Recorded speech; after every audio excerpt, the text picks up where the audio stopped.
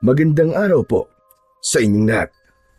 Sa araw po na ito ay isa na namang kwento ng pakikipagsapalaran at kababalaghan ang aking ihahatid sa inyo. Ito ay kwento ng batang si Bisoy na madalas tinutukso na kapwa batang pasaway na si Anjo. Subalit hindi nagpapatalo si Bisoy hanggang sa ang alitan sa pagitan ng dalawang bata ay lumala. Dahil yun sa patay na balon na humigop kay Anjo at nagbigay sa kanya ng kapangyarihan mula sa kadiliman. Subalit dahil din sa isa pang balon at sa tulong ng duwending si Don Dino ay ibinigay naman kay Bisoy ang isang mutya upang maging isa siyang batang manunugis. Nilabanan niya ang kasamaang hatid ni Anjo at ng aswang na abwak na namamahay sa ilalim ng patay na balon. Magagawa kayang hadlangan ni Bisoy ang paggasik ng lagim ng mga kampon ng kadiliman?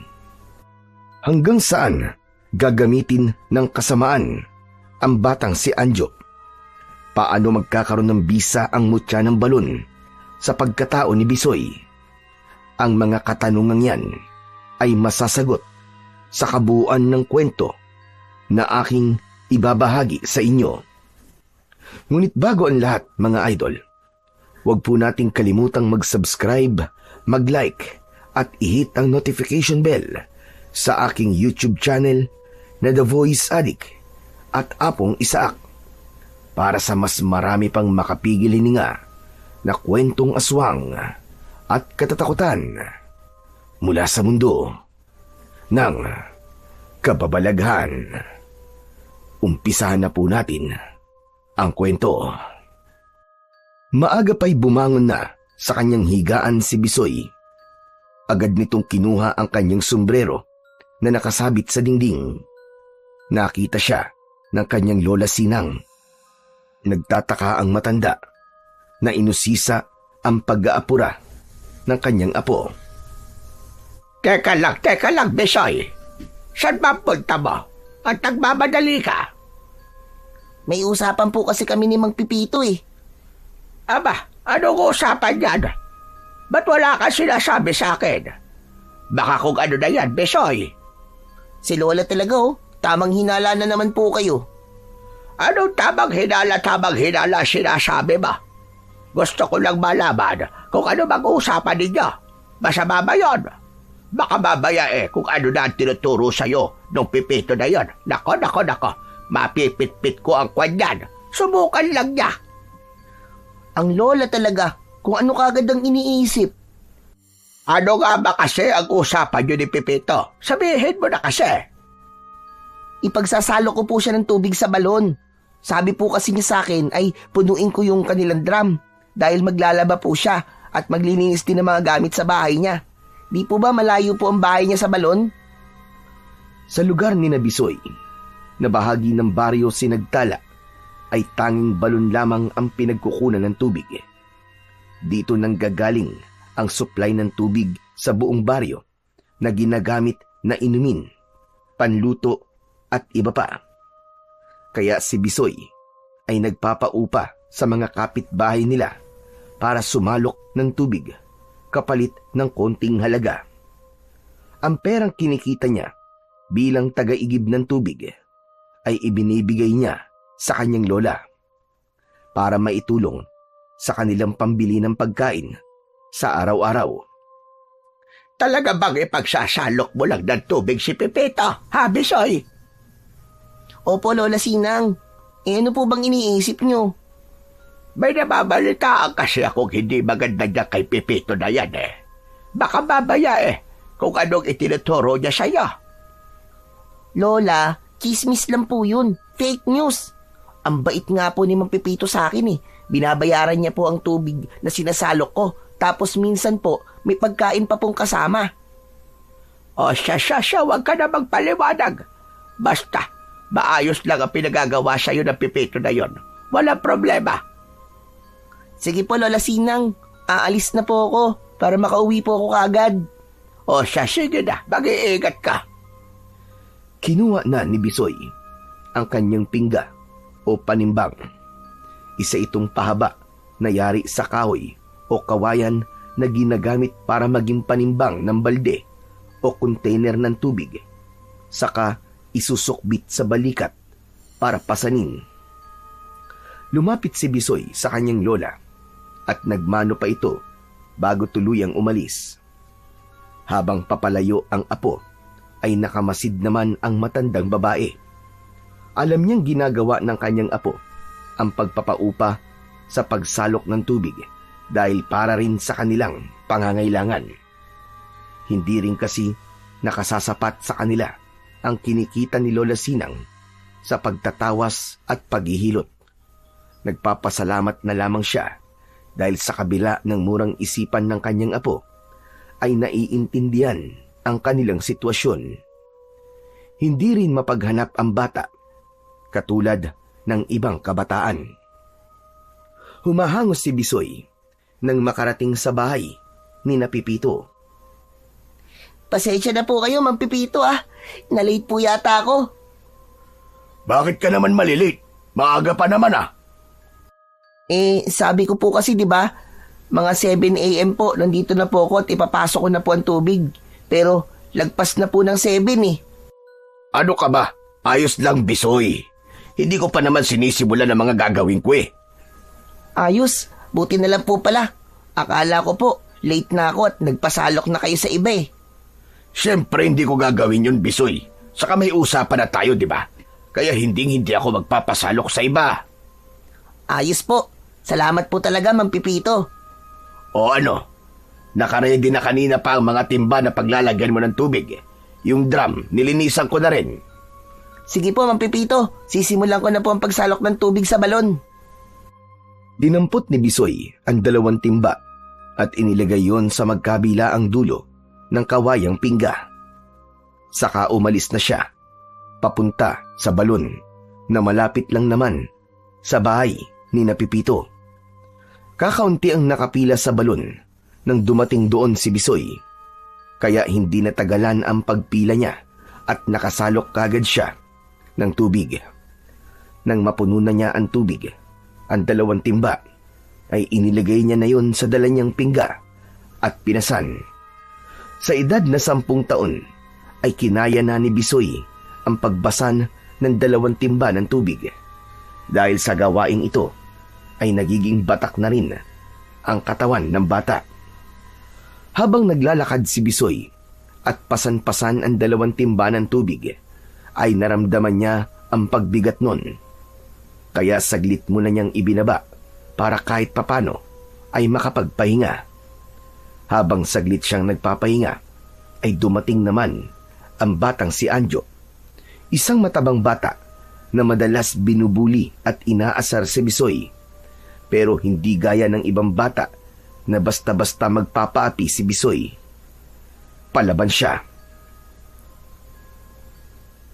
Akala ko ba malakas ka, Bisoy Bakit ibinababay ang pasan-pasan mo? Siyempre, kailangan ko magpahinga Ito ba, kaya mo Kaya mong pumasan ng 2 timba ng tubig? Ba't ako papasan yan? Saka di ko kailangan sumalok ng tubig, no? Dahil kayang-kaya yun ng lolo ko. Kasi nga, batugan ka, Anjo. Inggit ka lang. Kasi ikaw, araw-araw sumasalok ng tubig at hindi ka makapaglaro.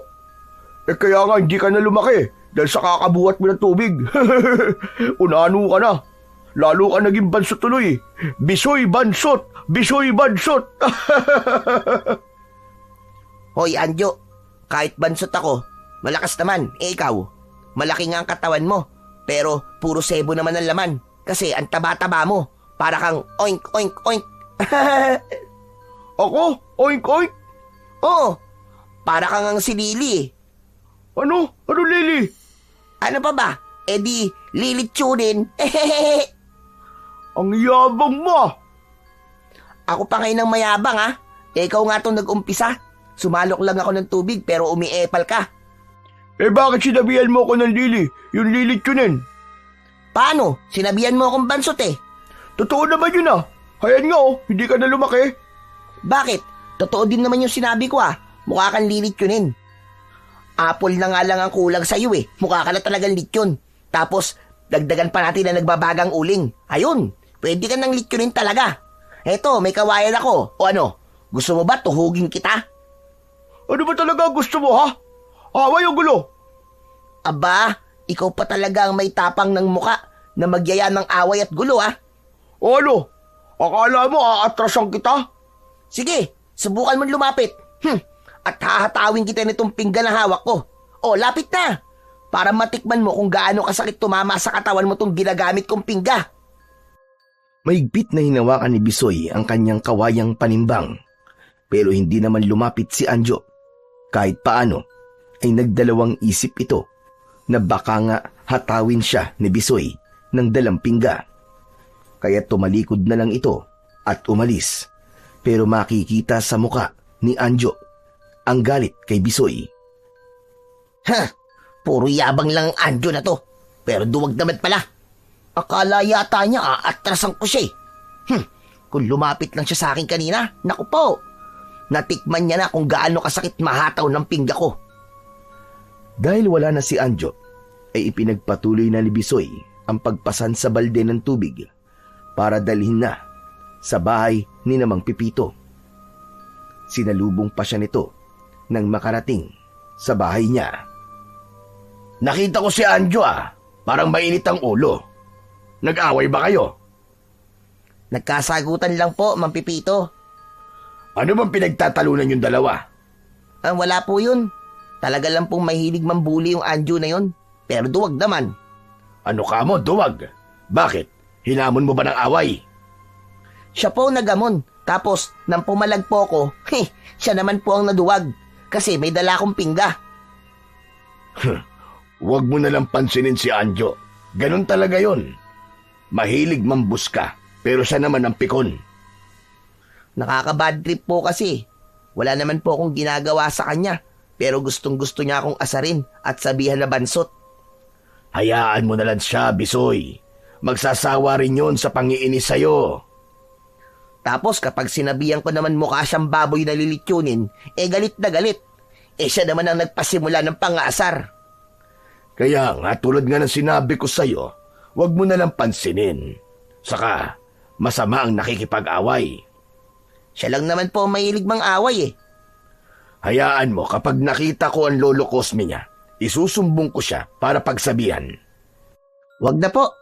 Kasi, kapag nalaman po niya na nagsumbong ako sa lolo niya, mang-aasar uli yun, sasabihin nun, sumbong-sumbong ako, mahaba ang tumbong. Ay nako, ikaw talaga. Sige na, isalin mo na yung balde ng tubig dun sa drum para makarami ka na. Sige po, kailangan ko na po mapuno yung drum para makauwi na rin po ako. Dahil may gagawin pa po ako sa bahay eh. Samantala, nang makauwi na si Anjo sa bahay nila, ay napansin ni Lolo Cosme na tila nagwawala ang apo. Galit ang bata. Oh, ano ba problema mo ha, Anjo? May araw din siya. May araw din na mayabang na yun. Ano ba nangyayari sa imbata ka? Hambog na yun. Akala niya natatakot ako sa kanya. Teka. Sino ba kaaway mo ha? At dakdak ka ng dakdak. Para kang baboy dyan na umuusok ang ilong. Lolo naman eh. Pati ba kayo tinatawag niyo akong baboy? Dahil ba mataba ako? Hindi ka mataba. Malusog ka lang. Lolo naman eh. Parang gano'n na rin yun eh. Teka nga. Kanino ka ba naiinis ha? Sino ba talaga kaaway mo? Si Bansot po. Niyabangan ako. Si Bisoy ba? Yung apo ni Sinang? Sino pa ba? Di yun na nga. Yung Bansot na yun. Pambihira. Bakit ba kayo nag-aaway? Pwede mo naman siyang maging kaibigan. Ayoko maging kaibigan ng hambog na yun. Kaya may araw din siya sa akin. Tandaan niya yan. Anjo, tama na yan, iho. Hindi maganda sa batang nakikipag-away at nagbabanta pa. Baka mamaya samain ka sa akin. Sige ka. Kayo naman, Lolo Cosme. Wala kayo sa ayos. Parang gusto mo pa yatang kampiyan ng Bansot na yun Ayoko lang na nag-aaway kayo. Paano pa ako makakadiskarte niyan kay Sinang kung ganyang magkaaway pala kayo ni Bisoy? Sa iba na lang kayo dumiskarte. Huwag na lang dun sa lola ng Bisoy na yun. Sabi ko sa'yo, Anjo, tama na yan. Aabutin ka talaga. Tumahimik na lamang si Anjo, pero hindi niya kayang sundin ang ibig mangyari ng kanyang lolo Cosme. Hindi siya makikipagbati kay Bisoy dahil para sa kanya ay mahigpit niyang kaaway ito, dahil hinding-hindi malilimutan ni Anjo ang ginawa sa kanya ni Bisoy, na siyang naging dahilan kung bakit nagalit siya rito. Dating magkaibigan ang dalawang bata, kaya lamang ang minsang paglalaro nila ay nauwi sa pagtatalo at pikunan.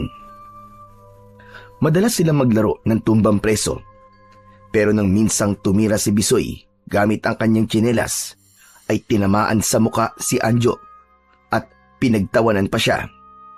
Humingi naman ng sorry si Bisoy, pero hindi yun tinanggap ni Anjo. Nagtanim siya ng galit at hindi makalimutan ni Anjo ang maliit na bagay na yun. Hindi niya matanggap na pinagtawanan siya. Para makaganti, ay madalas nang tinutukso ni Anjo si Bisoy. Kaya lamang gumaganti naman si Bisoy, na lalo naman itong ikinagalit. Ang gusto kasing mangyari ni Anjo ay siya lang ang manunukso, at kapag ginantihan ay ikinasasama ng kanyang loob. Kung sino ang mahilig mang-asar, ay siya pa ang pikon. Sapagkat hindi na magkasundo ang dalawang bata, kaya pareho na ring lumayo ang loob nila sa isa't isa. Bagay na ang hindi pagkakaintindihan ay lumala at nauwi sa madalas na pag-aaway. Subalit ang madalas na pagtatalo ng dalawang bata ay hindi naman pinakikialaman ng kanilang mga lolo at lola, dahil para kina Lolo Cosme at Lola Sinang ay away bata lang ang nangyayari sa kanila. Pero ang hindi nila alam ay lumalala na ang away na namamagitan sa dalawa. Isa pa, ayaw din ni Lolo Cosme na mabadshot siya sa Lola Sinang ni Bisoy, dahil nga kursunada niya ito. Gaya ng mga pagkakataong yun na nakapustura si Lolo Cosme para dumalaw kay Lola Sinang. Tao po! Tao po! Mula sa loob ng bahay ay narinig ni Lola Sinang ang pagtawag na yon ni Lolo Cosme. Si Cosme ang nagpapatao po na yon. Teka, lalabasin ko ka muna. Tumayo sa pagkakaupo si Lola Sinang at pinuntahan si Lolo Cosme na nasa harap ng bahay. Oh, Cosme, napasyal ka yata. Gusto ko kasing masilayan ang iyong kagandahan, aking sinta. Dahil nagiging masaya ang araw ko kapag ikaw ay aking nakikita. Nagkukulay rosas ang aking mundo sa tuwing mamamasdan ang iyong maamong muka. Ay, nako. Ikaw talaga, Cosme. Baka kung inaano mo na ako dyan, ha? Anong inaano? Bakit? Gusto mo bang inaano ka? Ikaw talaga. Ang pilyo mo, Cosme. Aray ko naman, Sinang. Bakit mo naman ako kinurot sa tagiliran ko? Bakit? Saan mo ba gustong kurutin ka? Ayokong sabihin. Baka mamaya baka may magalit. Ay nako, pilyo ka talaga, Cosme. Teka, ano ba yung dala-dala mo? Oo nga pala. May dala ko para sa iyo, aking sinta. Bulaklak ng kalabasa. Aba, tamang-tama yan. May nahuli akong mga talangka. Pwede kong ihalo yan sa talangkang dinataan. Oo naman. Tapos dagdagan mo na rin ang isasaing mo, ha? Para sabay tayong kakain. Magkakainan tayong dalawa. Sobra ka talaga, Belio. Halika na nga. Pumasok ka muna dito sa loob ng bahay.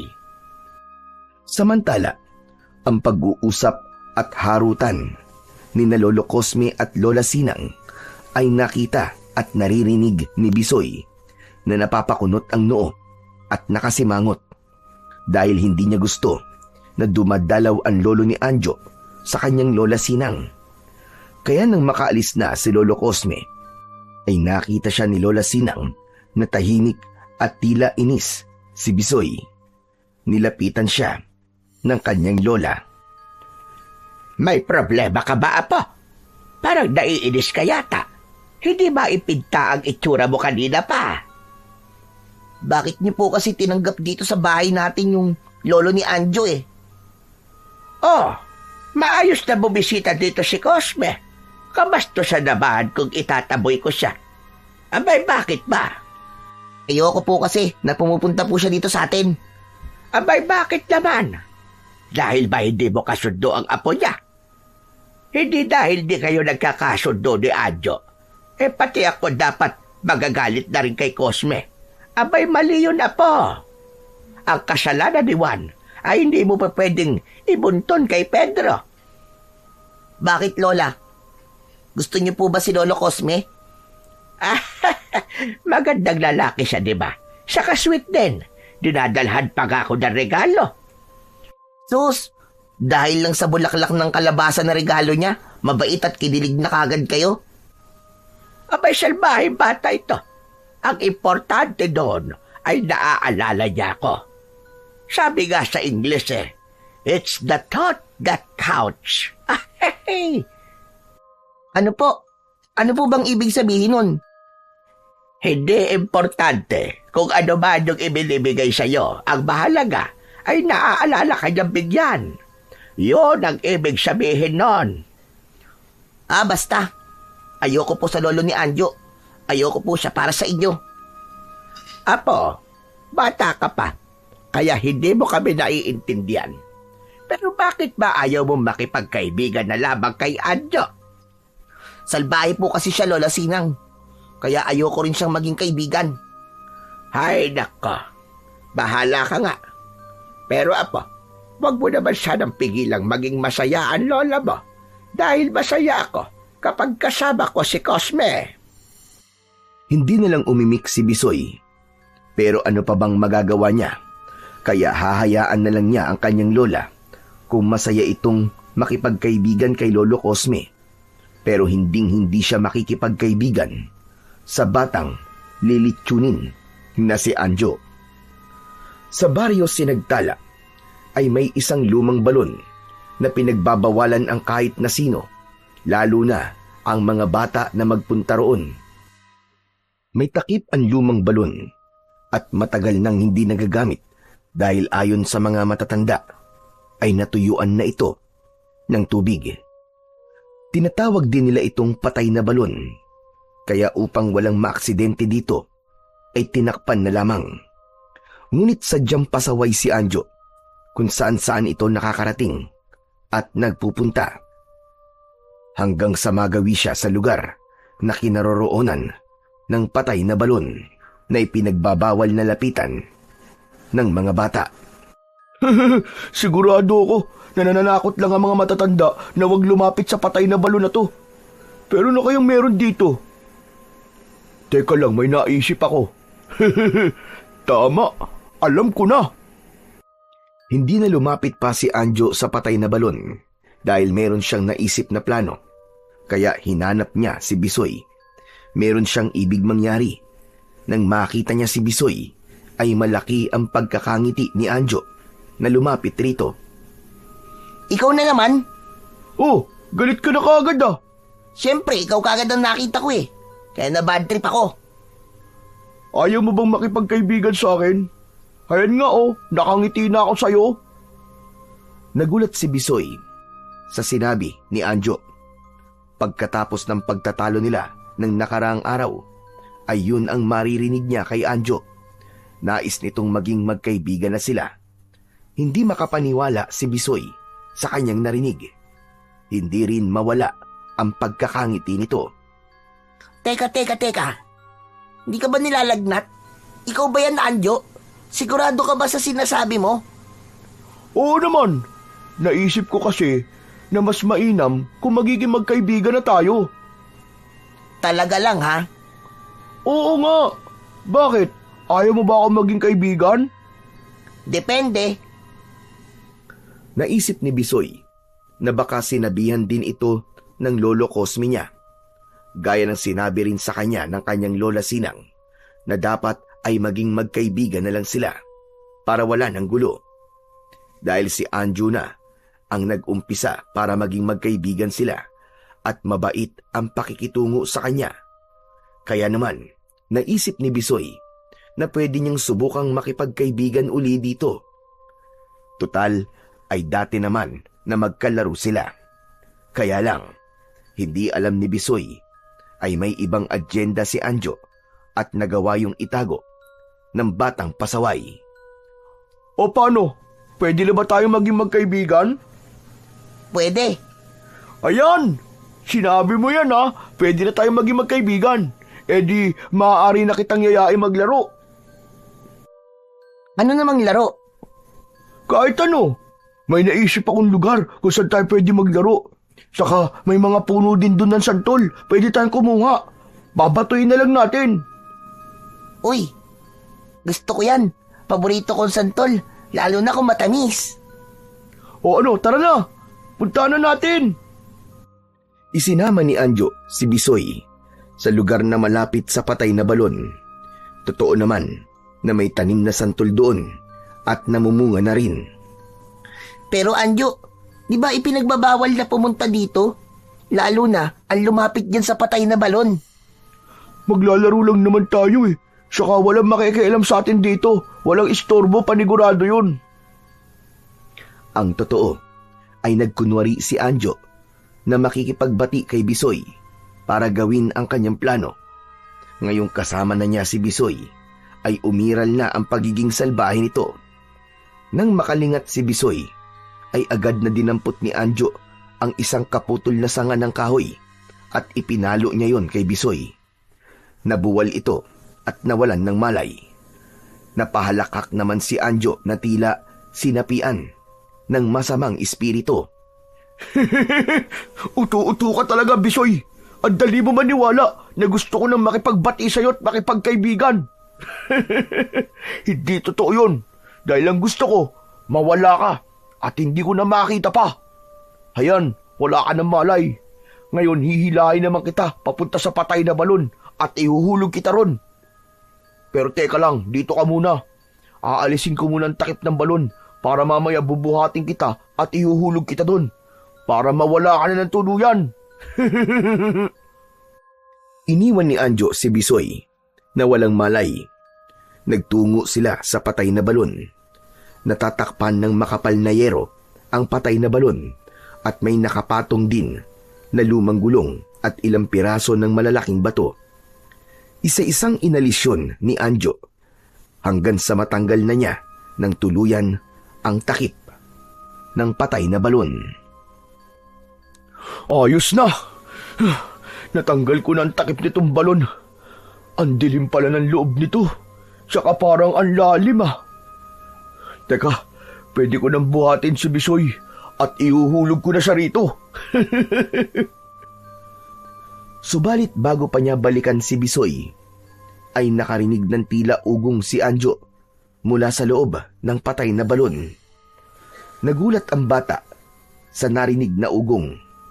Kasunod noon ay biglang may puwersang humigop kay Anjo at tuloy-tuloy itong nahulog sa loob ng patay na balon. Malakas ang sigaw ni Anjo, kaya lamang walang sino man ang nakarinig ng kanyang sigaw.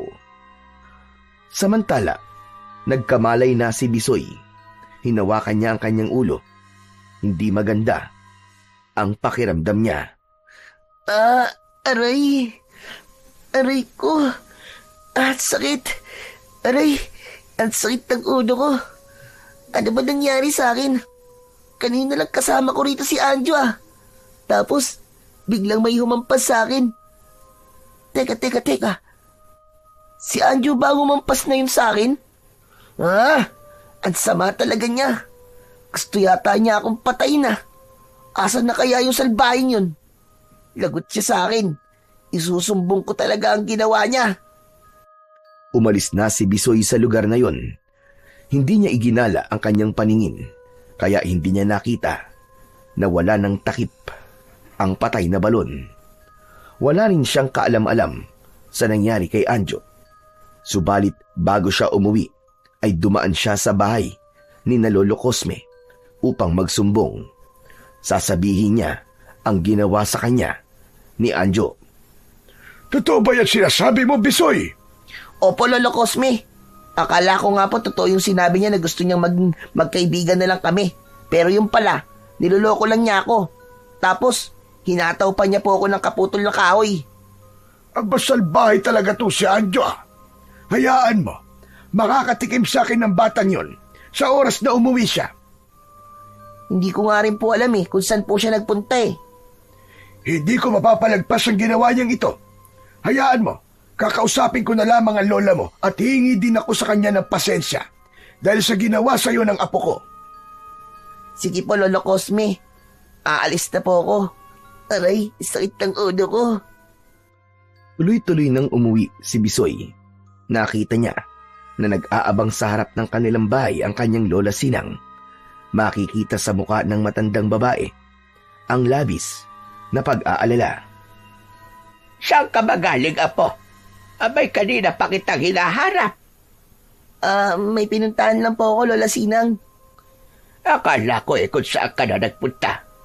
Nag-alala ko. Natakot ako, Apo. Si Lola talaga, Ayos lang po ako, Lola. Ito nga po, buhay na buhay ako. Saka gwapong-gwapo pa rin.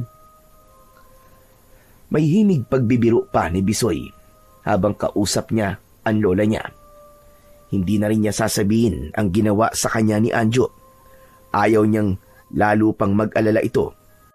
Isa pa, naisumbong naman na niya kay Lolo Cosme at nangako ito na siya na ang bahala at kakausap sa apo.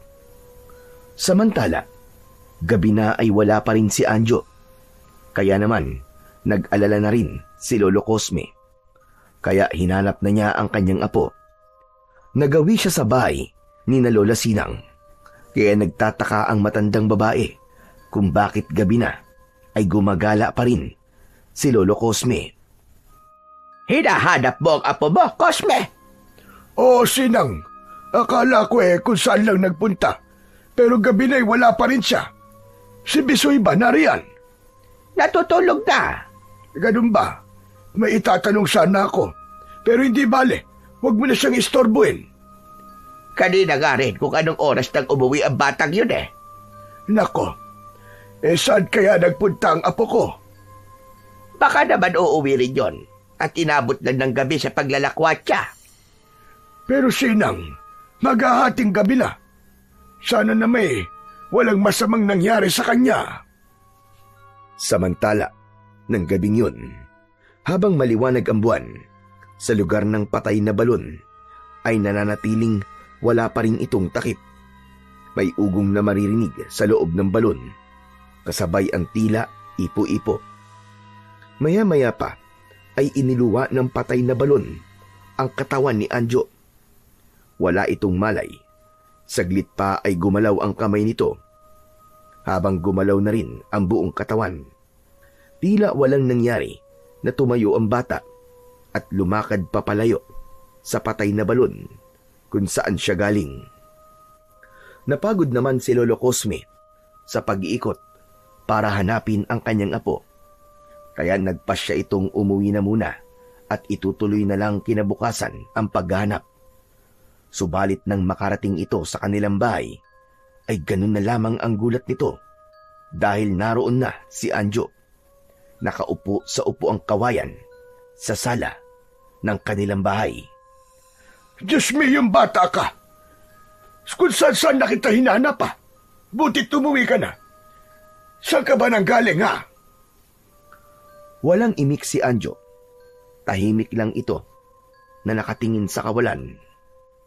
Napansin naman ni Lolo Cosme na tulala ang kanyang apo. Anjo, apo, ano ba nangyari sa'yo? Abay, saan ka ba nagpunta? Wala pa ring marinig na sagot si Lolo Cosme sa kanyang apo. Kaya lalo nang nag-alala ang matandang lalaki. Dito ka lang. Huwag kang aalis. Pupuntahan ko lang si Sinang. Mukhang kailangan mo ang tulong niya. Dahil nagtatawa si Lola Sinang, kaya naisip ni Lolo Cosme na baka may hindi magandang nangyayari sa kanyang apo. Kaya sinadya niya ang matandang babae na agad namang sumama. Nang makaharap na ni Lola Sinang si Anjo, ay agad na hinawakan nito ang kamay ng bata. Bigla yung binitiwan ni Lola Sinang. Tila ba napaso siya. Bakit, Sinang? Ano nangyari? Bakit bigla mong binitiwan ang kamay ng apo ko? Hindi maganda, Cosme. Meron akong hindi magandang naramdaman. Naghawakan ko kamay niya. Ano ka mo? Anong ibig mo sabihin? May sanib ba ang apo ko? Ewan ko, Cosme. Hindi ko pa kayang ipaliwanag. Kaya kailangang tawasin na siya kagad para makatiyak ako. Naghanda ng tubig sa palanggana si Lolo Cosme. Nagsisindi naman ng isang puting kandila si Lola Sinang upang simulan na ang pagtatawas. Nang maipon ang luha ng kandila, ay may kung anong imahe na nakita roon si Lola Sinang. Ano nakita mo, Sinang? Ano nangyari sa apo ko? Sabihin mo! May kakaiba sa apo mo, Cosme. May ibang elemento na pumasok sa katawan niya. Kaya ganyan siya. Tulala at hindi mo makausap. Kung ganun, anong dapat kong gawin, Sinang? Baka kumapano ang apo ko niyan. Paliguan mo siya ng tubig na nilagyan ng suka para umalis ang elemento na pumasok sa katawan niya. Painumin mo rin ng nilagan sambong para mahugasan ang kanyang tiyan. Sige, Sinang, gagawin ko yon. Maraming salamat sa iyo. Pagpahingayin mo na muna siya dahil nakikita ko sa apo mo na masyado siyang pagod. Kailangan makatulog siya at bukas na bukas ay gawin mo at sinabi ko sa iyo. Oo, Sinang, gagawin ko yun sa apo ko. Inihatid na ni Lolo Cosme si Lola Sinang sa bahay nito. Nang makabalik si Lolo Cosme, ay laking gulat niya dahil hindi natulala si Anjo. Katulad na ulit ito sa dati. Masaya pa nga siyang sinalubong ng kanyang apo. Saan po kayo galing, Lolo Cosme? Gabing-gabi na po kung saan pa po kayo nagpupunta. Aba, ikaw nga ba yan, Anjo? Oo naman po, ako po ito. Pero kanina lamang ay tulala ka. Kaya nga tinawag ko si Sinang para tawasin ka Masama lang po ang pakiramdam ko kanina, pero okay na po ako ngayon, Lolo Cosme. Sigurado ka ba, Apo? Naayos ka lang? Opo, oks na po ako. Sa palagay naman ni Lolo Cosme, ay okay na nga ang apo niyang si Anjo. Kaya kinabukasan ay hindi na rin niya ginawa pa ang kabilin-bilinan ni Lola Sinang. Dahil sa palagay niya ay wala nang dapat gamutin sa bata dahil maayos na ang kalagayan nito. Naikwento naman ni Lola Sinang kay Bisoy ang nangyari kay Anjo nang tawasin niya ito. Ano po? Nasapian po ng ibang elemento si Anjo? Oo, Apo. Yun ang nakita ko. Nang tawasin ko siya. Kawawa naman pala siya. Kahit pasaway siya at salbahe, nakakaawa pa rin po siya. Kaya nga dapat gawin ni Cosme yung billing ko sa kanya para mawala at umalis ang elementong pumasok sa katawan ng kanyang apo. Sana po maging mabait na po si Anjo kasi nakakainis siya Lagi na lang niya po akong pinagtitipan. Basta, ang masasabi ko lang sa iyo, Apo, hanggat magagawa mong maging mabait at mapagpasensya ay gawin mo. Mahirap din kasi yung meron kang kaaway. Kapag ang isang bata ay mahilig mang-away, madaling nakakapasok sa kanya ang masasamang elemento. Kaya siguro napasukan kagad si Anjo. Hayaan niyo po, Lola Sinang. Tatandaan ko po lagi ang lahat po ng sinasabi niyo sa akin. Dahil nga nagbalik na sa dating ugali si Anjo, ay hindi na sinunod ni Lolo Cosme ang bilin ni Lola Sinang. Tiwala siya na totoong maayos na ang kalagayan ng kanyang apo. Subalit pagdating ng gabi, natulog na si Lolo Cosme, ay walang kamalay-malay ang matandang lalaki na bumabangon si Anjo at lumalabas ng bahay. Binabagtas nito ang daan patungo sa patay na balon kung saan may kababalagang nangyari sa kanya. Nananatiling walang takip ang patay na balon dahil pinakialaman ni Anjo ang takip nito. Nang makarating ang bata sa gilid ng balon, ay biglang nanginig ang katawan nito. Napaluhod siya sa lupa at biglang nagbago ang itsura niya. Naging isang uri ng aswang si Anjo. Yun ang elemento na pumasok sa kanyang katawan na namalagi naroon dahil sa hindi pagsunod ni Lolo Cosme sa bilin ng matandang magtatawas. Nang ganap nang magbago ang anyo ni Anjo, ay lumikha siya ng tunog. Habang lumilikha siya ng kakaibang tunog, ay may mga kakatuwang nilalang na lumalabas mula sa patay na balon. Mga uri ng aswang na abwak na namamahay sa ilalim ng lupa. Lumalabas ang mga ito upang maggasik ng lagim at isama sa loob ng balon ang sinumang magiging biktima nila. Kaya ng gabing yun ay nabalot ng lagim ang buong baryo Sinagtala. May mga taong natagpo ang patay at meron ding nawawala. Nabalot ng matinding takot ang baryo, lalo na't hindi nila alam kung paanong nagkaroon ng mga kakaibang uri ng aswang sa baryo na nambibiktima at pumapatay. Diyos ko, nakakakilabot talaga ang nangyari na yon. Lola, saan po kaya galing yung mga aswang na yun, no? Walang makapagsabi, Apo. Dahil ngayon lang uli nangyari ang pagsalakay ng mga aswang. Sa pagkakaalala ko may 30 taon na ang nakakalipas mula nang may mga aswang na dumayo dito. Pero napatay sila ng manunugis na dumating dito sa baryo. Lola, paano po yan? Ano na lang po mangyayari sa baryo natin kapag hindi po napatay ang mga aswang na yun? Magiging kawawa at katatakutan ang baryong ito. At baka maubos tayo lahat. Lola, ayoko po may masamang mangyari sa atin. Ano po kaya kung umalis na lang po tayo rito? Kaya lang, hindi naman natin alam kung saan tayo pupunta, Apo. Kahit saan po, Lola. Doon po sa malayo, sa wala pong aswang. Pero sa panahon ngayon, hindi lang aswang ang nakakatakot, kundi maging ang mga tao'y nakakatakot na rin. Dahil ginagawa nila ng masama ang kanilang kapwa. Kaya kahit saan tayo pumunta, ay hindi pa rin tayo magiging ligtas. Ibig niyo sabihin, dito na lang po tayo? Siguro naman may paraan gagawin si Kapitan. Dahil maging sila ay hindi ligtas sa gumagalang aswang dito sa ating baryo. Hindi lang si Lola Sinang ang nag-aalala at nababahala. Ganon din si Lolo Cosme. Kaya lamang, hindi pinapansin ni Anjo ang mga sinasabi ng kanyang lolo. Saan ka na naman bagaling, iyo?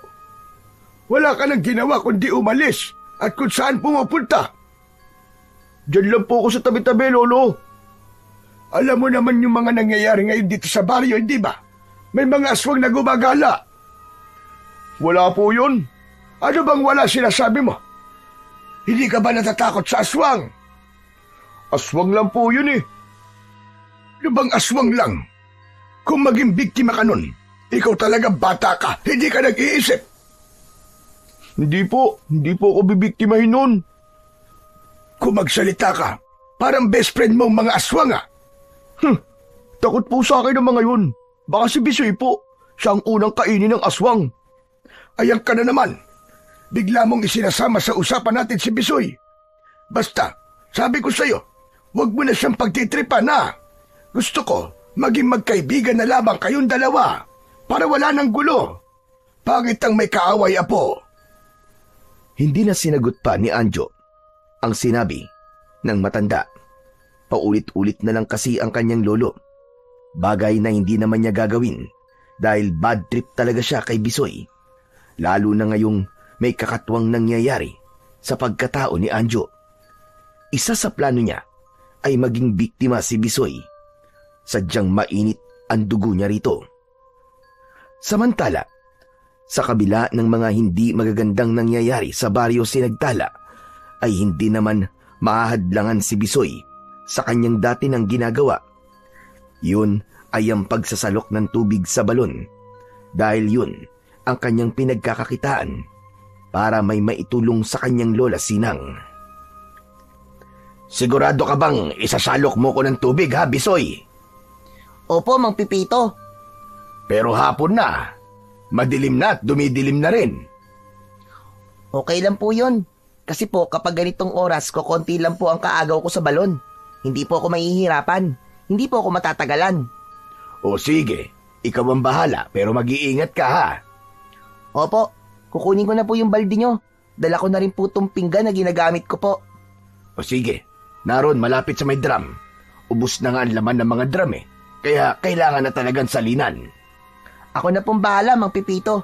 Mamaya lang po puno na naman po ng tubig ang drum nyo. Umalis na si Bisoy para sumalok na ng tubig. Dahil hapon na ng mga sandaling yun, ay malapit ng dumilim, kaya wala na halos pumipila sa balon. Wala na rin siyang kaagaw. Agad na sumalok si Bisoy ng tubig at ibinuhos yun sa dala niyang 2 balde. Nakailang balik din siya hanggang sa mapuno ang drum ni Mang Pipito. Huling balik na niya sa balon at madilim na rin noon, kaya pagkatapos noon ay makakauwi na rin siya. Bago niya dalhin ang huling sinalok na tubig, ay naupo muna siya sa lugar na malapit sa balon para saglit na magpahinga. Wala rin namang ibang tao roon, kaya't naupo si Bisoy sa isang malaking bato na naroon. Saglit siyang nagpahinga dahil napagod siya sa pagsalok ng tubig. Kapag nabayaran na ako ni Mang Pipito, may ibibigay na uli akong pera kay Lola Sinang para pambili ng bigas. Ayos! Habang nakaupo at nagpapahinga ang batang si Bisoy, nang may narinig siyang tila nag-ingay ang tubig sa loob ng balon. Wari umiikot ito na tila may ipo-ipo sa loob. Ha? Ano kayang nangyayari sa balon? Parang umiikot ang tubig ah. Naku po! Ano yun? May nagliwanag sa loob ng balon. Ano ba nangyayari? Biglang napatayo si Bisoy at lumapit sa gilid ng balon. Kitang-kita niya na umiikot ang tubig sa loob nun habang may nagliliwanag mula sa ilalim nito. Pambihira! Bakit umiikot ang tubig? Ano kayang meron sa balon? Saka umiilaw rin. Baka mamaya may kung anong lumitaw mula sa tubig. Ay, nakakatakot.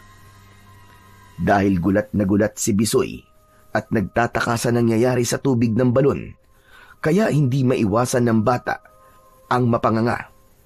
Habang nakanganga siya at nakabuka ang bibig, ay may kung anong biglang lumitaw mula sa umiikot na tubig ng balon. Isang puti at nagliliwanag na bagay ang lumabas mula sa tubig at tuloy-tuloy na pumasok sa bibig ng bata hanggang sa malunok niya ang bagay na yon. Nabulunan si Bisoy at hinawakan ang kanyang leeg. Pilit na iniluluwa ang bagay na pumasok sa kanyang bibig. Subalit, hindi niya na yon mailabas. Huwag mo nang pilitin. Hindi mo na mailuluwa ang nakapasok na. Nanlaki ang mga mata ni Bisoy nang makita ang pinagmulan ng matinis na boses. Naku po, Diyos ko, isang diwende, isang lamang lupa. Oo, tama ka. Lamang lupa nga ako, pero hindi ako masamang lamang lupa. Mabuting lamang lupa ako, Bisoy. Teka, kilala mo ko? Oo naman. Matagal na kitang nakikita na sumasalok ng tubig dito sa balon. Teka, sino ka ba? Ako si Dondino, na maaari mong maging kaibigan. Bakit ka nagpakita sa akin? Saka ikaw bang may kagagawan nung umiilaw na bagay na lumabas sa balon at pumasok sa bibig ko? Oo, tama ka. Kagagawan ko nga yun, Bisoy. Dahil alam kong ikaw ang siyang pinagbala. Ikaw ang siyang napili. Ano? Napili? Para saan? Para tulungan ng baryong ito. Teka, hindi ko maintindihan ang sinasabi mo, Don Dino. Hindi ba't may nangyayaring hindi maganda ngayon dito sa baryo Sinagtala? May mga kampo ng dilim na gumagala, di ba? At nambibiktima ng mga naninirahan dito? Oo, Don Dino. Totoo yun. May mga napatay na sila at meron ding mga nawawala. Payag ka bang manatili ang lagim dito sa baryo nyo? Siyempre hindi. Dahil kawawa naman ang mga taong mapapahamak. Tama ka. Kawawa talaga sila. Kaya nga ikaw ang magliligtas sa mga taga rito. Ha? Ako? Ayos ka lang ba? Ano ba magliligtas ang sinasabi mo, Don Dino? Paano ko sila ililigtas? Sige nga. Yung nagliliwanag na bato na pumasok sa bibig mo. Yun ang mutya ng balon na to. Ha? Ano? Mutya ng balon? Tama ka. Ipinahihiram namin mga mabubuting diwende sa nilalang na mapagkakatiwalaan. Ikaw nga ang siyang napili. Kaya magagamit mong kapangyarihang taglay ng mutya ng balon para pigilan ang lumalaganap na lagim dito sa inyong baryo. Teka, sigurado ka ba, Don Dino?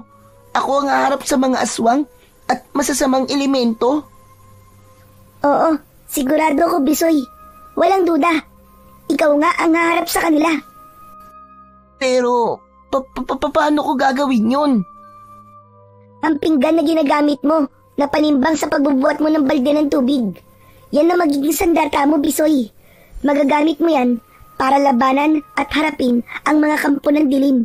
Dahil magkakaroon ng pambihirang kapangyarihan ang pingga habang hawak mo. Talaga? Don Dino? Magkakaroon ng kapangyarihan ng pingga ko? Oo, Bisoy. Kaya magtiwala ka sa akin. Ako ang bahala sa'yo. Basta gawin mo kung ano ang tama. At isang maigpit na bilin. Ha? Maigpit na bilin? Ano yun, Don Dino? Hindi mo maaaring ipaalam sa kahit kanino ang tungkol sa mutya ng balon. Kahit sa lola ko? Kung sa lola mo lang, maaari naman. Dahil alam kong kakampi mo siya at mapagsasabihan mo ng sikreto. Pero sa ibang tao, wag na wag mong ipapaalam dahil posibleng mawala ang bisa ng mutya ng balon. Sige na, hanggang sa muling pagkikita, kaibigan. Biglang naglaho si Don Dino. May gusto pa sanang sabihin si Bisoy, kaya lamang wala na ang kaibigan niyang duwende. Napatingin si Bisoy sa hawak niyang pingga. Ang sabi ni Don Dino ay hindi na ito magiging pangkaraniwang panimbang lamang, kundi magkakaroon na yon ng kapangyarihan dahil ito ang kanyang magiging sandata. Napangiti ang bata at hinaplos-saplos ang kawayang pingga. Saka tumayo ito at inilagay na ang balde sa magkabilaang dulo. Masaya nang inihatid ni Bisoy ang balde ng tubig. Kinamang Pipito. Ayos ka lang ba, Bisoy? Opo, Mang Pipito. Bakit po? Bigla ko nanibago sa'yo eh. At sigla-sigla mo pa rin kahit napakarami ng nasalok mong tubig sa balon. Parang hindi ka man lang napagod. Kwan po kasi. Masigla lang po ako at nasa kondisyon po ang katawan ko ngayon. Saka parang kakaiba ang saya mo. May nangyari ba sa balon? Po, ano pong mangyayari naman ang ibig niyong sabihin? Baka may nakita kang nagpasaya sa'yo. Baka nakita mo yung crush mo kaya nagkaroon ka ng inspirasyon. Nako, hindi po. Saka bata pa po ako, Mang Pipito. Wala pa po sa isip ko ang crush-crush na yan. Tama lang yun. Saka nag-aaral ka pa. Hindi na nga po, Mang Pipito eh. Ano ka mo? Abay, bakit naman? Hindi po kasi kaya ng lola ko kasi po wala po siyang maayos na trabaho. Abay, ganun ba? Hindi bale. Sabihin mo sa lola mo na sa susunod na pasukan ay mag-aral ka na uli at ako ang bahala. Wow! Talaga po? Oo naman. Malaga kasi sa isang kagaya mo ang nag-aaral para marami kang matutunan. Maraming salamat po, Mang Pipito.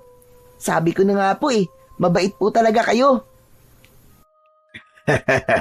Heto nga pala ang bayad ko sa pagpuno mo sa drum ko. 50 pesos yan. Tapos, iuwi mo na rin itong lutong ulam na adobo. Marami kasi ako niluto. Sobra sa akin. Kaya mag-uwi ka na para may ulam kayo ng lola mo. Naku, matutuwa po si lola nito kasi may libre po kaming ulam. Salamat po talaga, Mang Pipito. Tuwang-tuwa si Bisoy nang umuwi. Dala ang pera at libreng ulam galing kay Mang Pipito. Pakiramdam ni Bisoy ay napakaswerte niya ng araw na yon dahil sa magagandang bagay na nangyari sa kanya. Mula sa pagkakaroon niya ng kaibigang diwende, pagtataglay ng mutya ng balon at ang pangako ni Mang Pipito na siya na ang bahala sa pag-aaral niya sa susunod na pasukan. Masayang ibinalita ni Bisoy ang mga sinabi ni Mang Pipito, pero hindi muna niya sinabi ang tungkol sa mutya ng balon na nasa katawan niya. Saka na lang niya sasabihin kapag nagtanong na ang kanyang lola. Natuwa rin si Lola Sinang sa libreng ulam na dala ng kanyang apo, kaya masaya nilang pinagsaluhan yon. Samantala, sa muling pagsapit ng gabi, sa bahay ni na Lolo Cosme ay hindi dalawin ng antok ang matandang lalaki. Hindi naman mapakali si Anjo na kanina pa ito palakad-lakad. Napansin ng kanyang lolo ang tila pagiging balisa ng kanyang apo. Susantissima Anjo, para kang pusang hindi mapaanak dyan. Ano ba nangyayari sa iyo?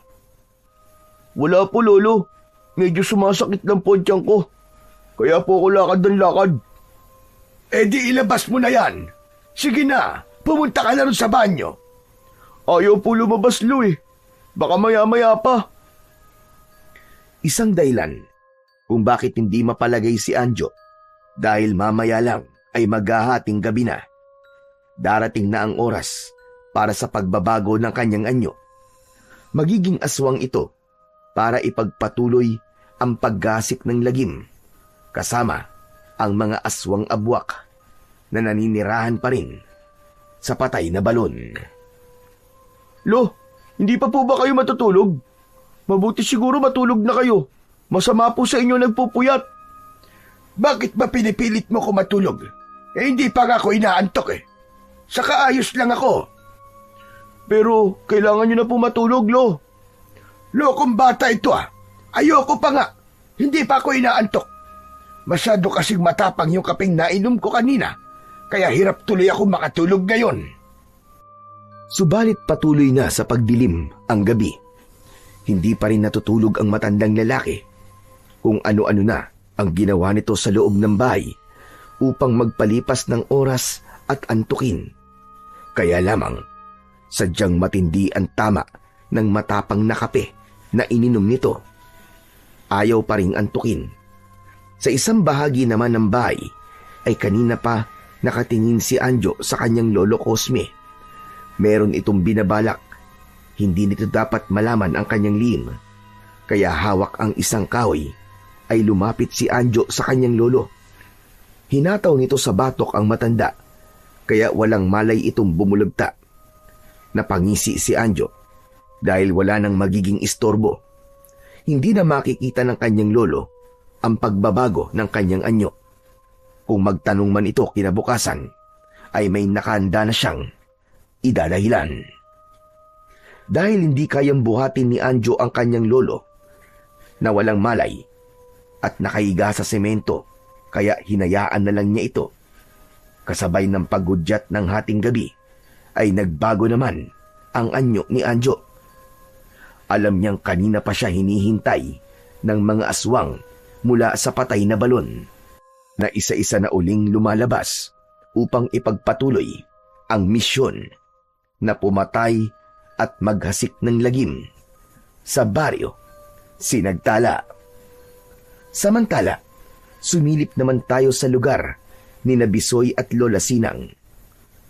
Mahimbing na natutulog ang maglola na magkatabi pa sa higaan. Pero nakaramdam si Bisoy na tila may kumalabit at tumapik sa kanya.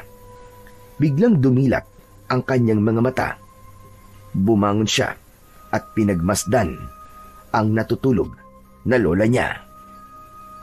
Teka, may gumising sa akin ah.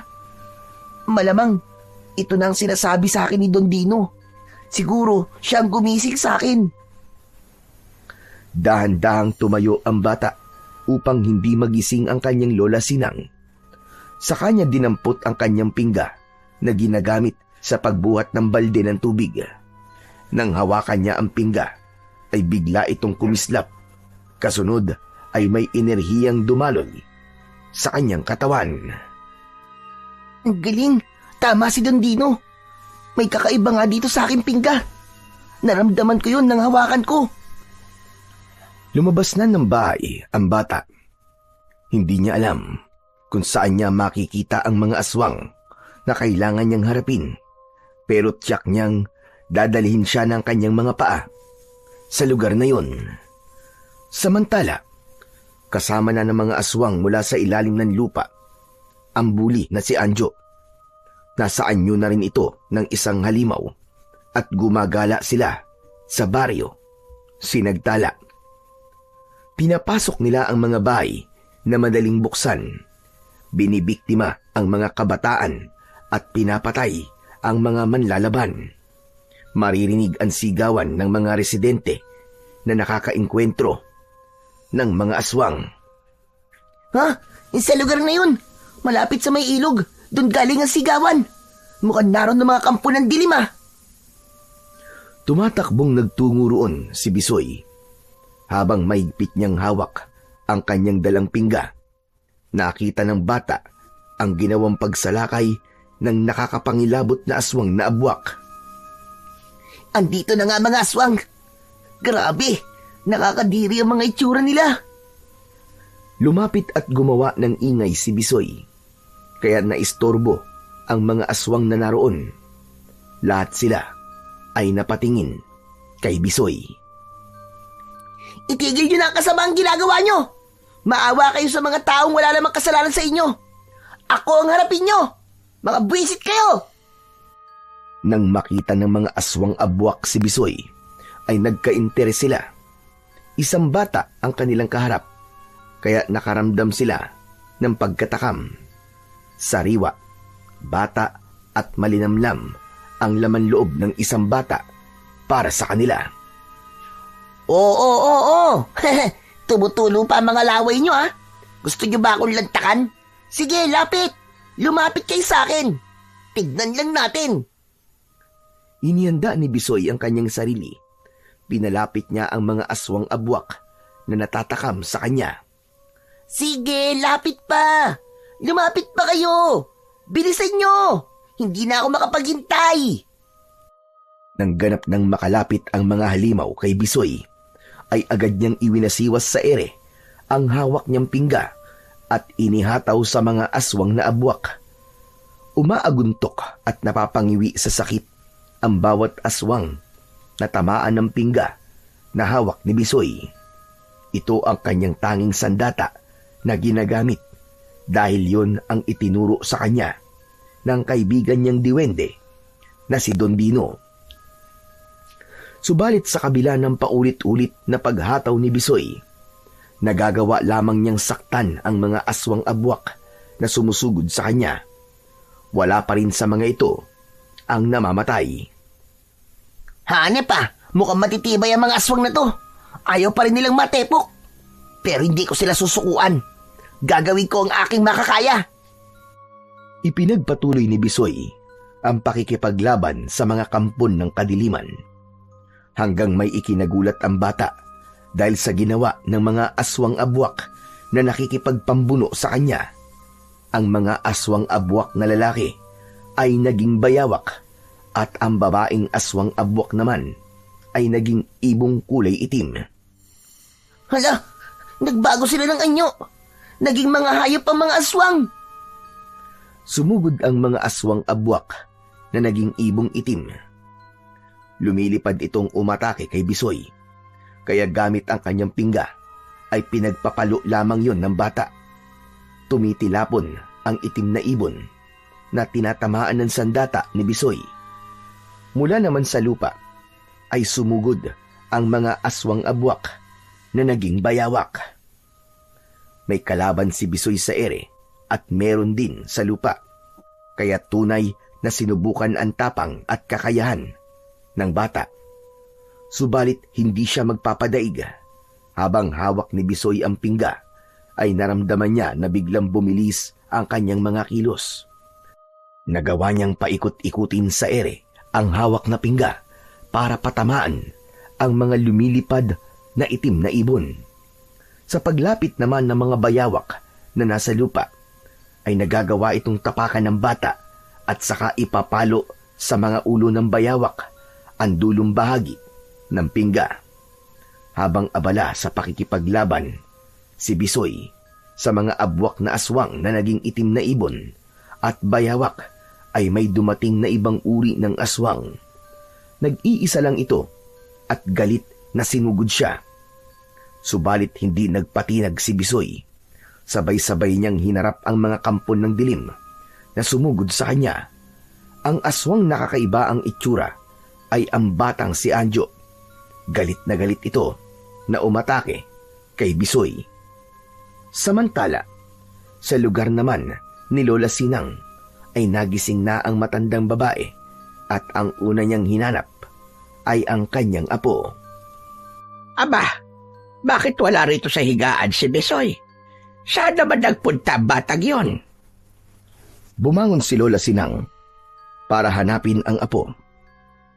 Pinuntahan ang kanilang kubeta, subalit walang tao roon, hanggang sa makita ni Lola Sinang na nakabukas ang pinto ng kanilang bahay.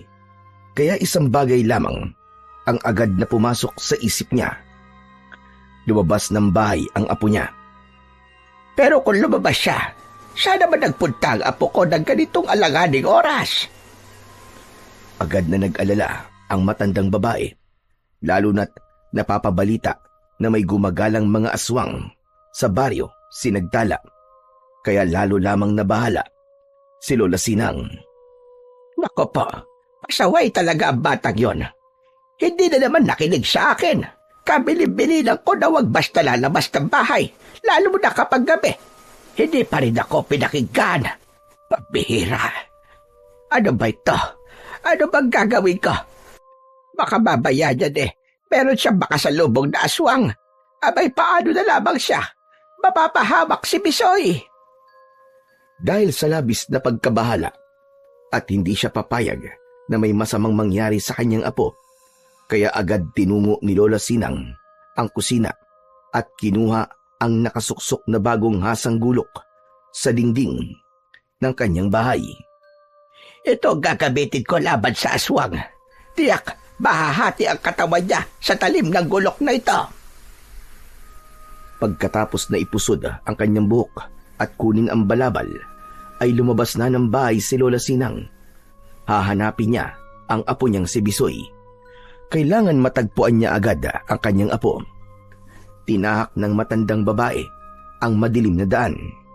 Mabilis ang kanyang mga hakbang. Nakikiramdam siya dahil hindi niya alam kung ano bang panganib ang nag-aabang sa kanya. Hanggang tila may nakasunod na sa kanya. Sa halip na lingunin niya, ang naramdaman niyang nilalang na nakasunod ay binilisan niya ang kanyang paglalakad nang walang lingon-lingon. Subalit ramdam din ni Lola Sinang na nagmamadali ang nilalang na sumusunod sa kanya. Kaya lalo pa niyang binilisan ang kanyang paglalakad hanggang sa may nakita siyang isang malaking puno at bigla siyang nagtago roon. Ramdam niyang hinahanap siya ng nilalang na nakabuntot sa kanya. Diyos ko, malamang isang aswang ang sumusunod sa akin. Gusto pa akong biktimahin ng lokong aswang na ito. Akala yata niya papayag akong gawin niya akong pagkain. Hindi mo ko matitikmang aswang ka. Mamamatay na muna ako bago mo ko matikman. Humanda sa kanyang pinagkukublian si Lola Sinang hanggang sa mapansin niya ang isang anino na papalapit sa kanya. Sige lang, lumapit ka pa. Lapit ka pa at tagpas talaga ang leg mong halimaw ka. Hinding-hindi ka sasantuhin ng matalas kong gulok. Itinaas na ni Lola Sinang ang kanyang hawak na gulok nang makita niyang malapit na sa kanya ang anino. Wala ka na kawala ngayon, hayop ka. Mamatay kang aswang ka! Subalit narinig ni Lola Sinang ang malakas na sigaw ng taong kanyang tatagain. Ganun na lamang ang gulat ng matandang babae nang makilala kung sino ang taong hahatawin sana niya ng kanyang matalas na gulok. Diyos mio, Santissima Marimar! Cosme! Ikaw ba yan? Oo, aking Sinang. Ako nga ito, si Cosme. Diyos ko, akala ko'y katapusan ko na at magiging kwento na lamang ako. Buti na lang pala. Pinigilan ko ang sarili ko at hindi ko kagad naihataw itong aking gulok. Kung nagkataon, ay talagang kwento ka na lang. Kaya nga, muntik na akong maputulan ng ulo. Sa talas ba naman ang gulok mo? Jack, tagpas ang leg ko dyan. Ikaw naman kasi, Cosme. Ano ba yung drama mo na may pasunod-sunod kapag nalalaban? Gusto sana kitang gulatin, Sinang. Dahil nga nakita kita na naglalakad na walang kasama. Saka kaya kita sinundan ay para bantayan ka. Baka kasi mamaya may makasalubong kang aswang. Alam mo naman, hindi ba? Ginugulo ng aswang itong lugar natin. Kaya nga ako nasa labas ng bahay. Dahil nag-aalala ko kay Bisoy. Nawawala kasi ang apo ko. Hindi ko alam kung saan nagpunta ng ganitong oras. Abay, ganun ba? Ako man. Kaya lumabas din ang bahay dahil hinahanap ko rin ang apo ko. Hindi ko nga alam kung ano nangyari. Kasi may humampas sa akin. Tapos nawalan ako ng malay. Abay, nung nagkamalay ako, wala na si Anjo. Ibig mo sabihin wala rin ang apo mo? Oo, Sinang. Nag-aalala na nga ako. Baka mamaya may kusinong kumuha sa kanya at siya yung humambalo sa akin. Pareho pala tayong nawawalan ng apo. Di kaya magkasama ang dalawang yun sa tingin mo? Pero parang imposible yata yun, Cosme. Hindi naman magkasundo dalawang bata na yun eh. Oo nga pala. Pero nasa kaya sila? Total pareho silang nawawala. Di magkasama na lang tayong hanapin sila. Pwede rin. Saka para mabantayan din kita, Sinang. Siyempre, hindi ko hahayaan na may masamang mangyari sa'yo. Dahil nagkasundo ang dalawang matanda, kaya magkasama sila sa paghahanap sa kani-kanilang mga apo. Samantala, tapos na sa pakikipagtuos si Bisoy sa kampon ng kadiliman. May mga napatumba siya, subalit ang iba ay umurong at bumalik sa patay na balon. Nakaharap din ni Bisoy si Anjo na nasa anyo ng isang halimaw. Kaya lamang hindi ito napuruhan, kundi nasaktan lamang ng tamaan ng pingga na gamit na sandata ni Bisoy. Kakaiba ang aswang na yun na sumugod sa akin kanina. Dahil siya lamang ang hindi naging itim na ibon o kaya ibayawak. Pero kahit na anong aswang pa siya, magkakapareho lang sila. Masasama sila at naggasik ng lagim dito sa baryo Sinagtala. Kaya kailangan silang malipol. Kailangan silang puksain. Pero umurong sila kanina eh. Kaya hindi pa ako tapos sa kanila. Alam kong magkakaharap pa uli kami. Magkasamang naghahanap ang dalawang matanda nang makita nila si Bisoy na naglalakad. Bisoy, apo! Diyos ko, maraming salamat, Panginoon, at nakita ka namin. Lola, ba't po kayo lumabas?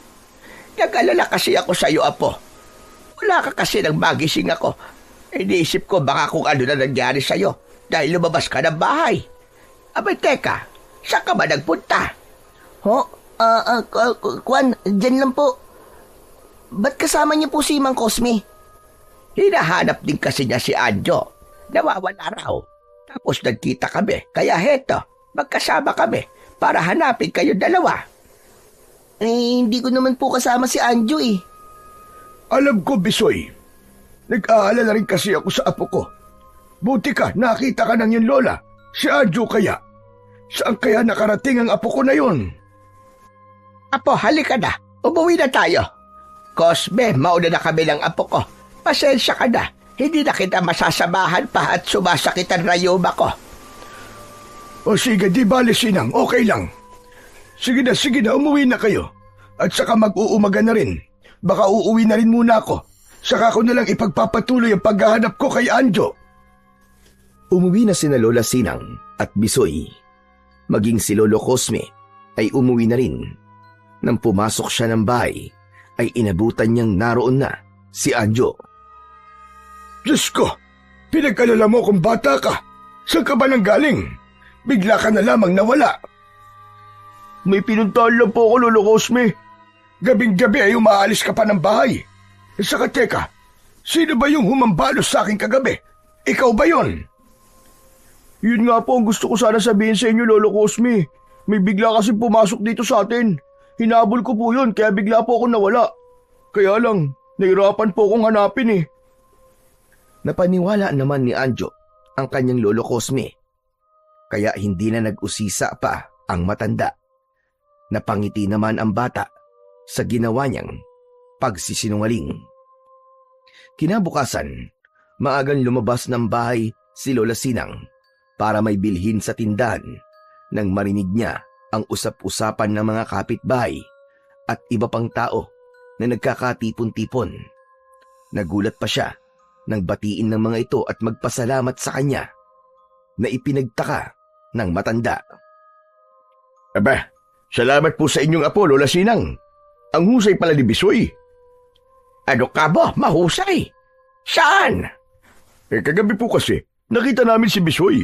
Nakipaglaban po sa mga aswang. Ano ba yung sinasabi mo? Paano makikipaglaban sa mga aswang ang apo ko? Bata pa yun at wala yung kapangyarihan para labanan ang mga kampo ng dilim. Baka nagkakamali ka.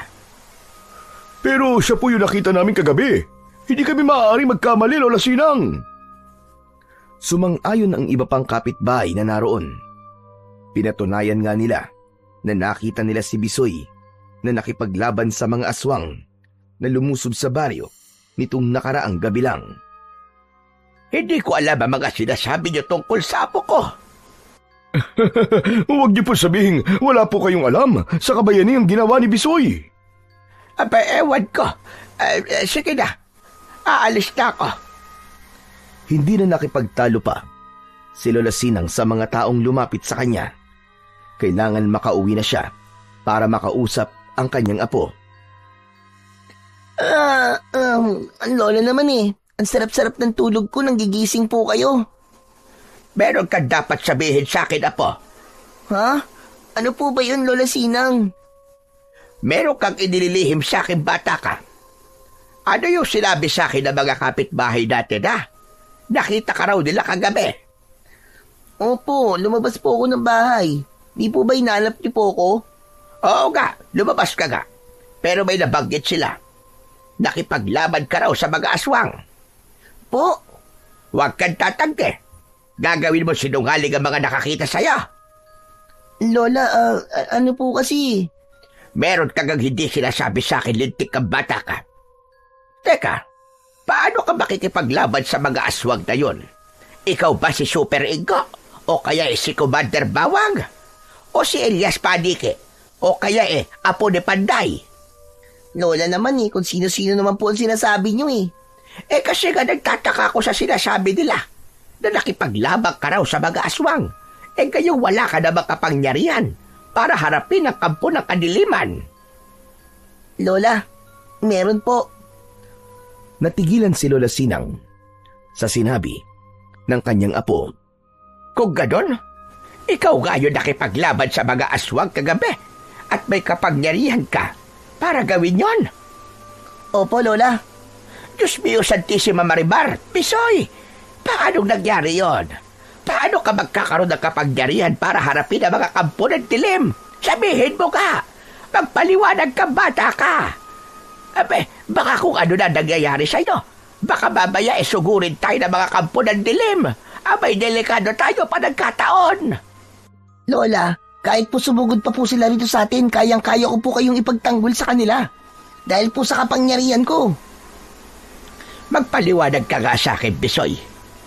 Paano Paano ka bang nagkaroon ng kapangyarihan para labanan ng mga aswang?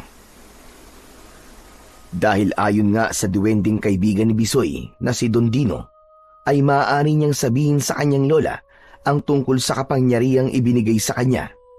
Kaya detalyadong sinabi yun ng bata.